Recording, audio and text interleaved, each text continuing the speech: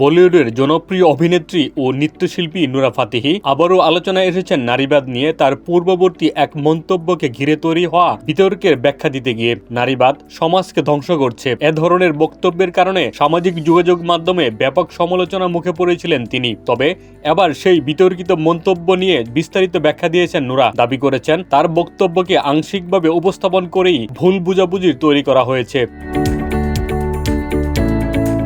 সম্প্রতি একটি পডকাস্টে অংশ নিয়ে নুরা ফাতেহি বলেন, তার আগের বক্তব্যের একটি ছোট অংশ কেটে সামাজিক যোগাযোগ মাধ্যমে ভাইরাল করা হয়, যার ফলে মূল প্রসঙ্গ হারিয়ে যায় এবং দর্শক শ্রোতারা ভুলভাবে বিষয়টি ব্যাখ্যা করেন। তিনি বলেন, গত বছর আমি একটি পডকাস্টে নারীবাদ নিয়ে কথা বলেছিলাম, কিন্তু পরে সেই পুরো আলোচনার মধ্য থেকে কয়েকটি ছোট ক্লিপ করে আলাদা করে রিলস ও টিকটকে ছড়িয়ে দেওয়া হয়। সেগুলোই ভাইরাল হয়ে যায় এবং মানুষ পুরো বিষয়টা না জেনে ভুল ব্যাখ্যা করেছেন।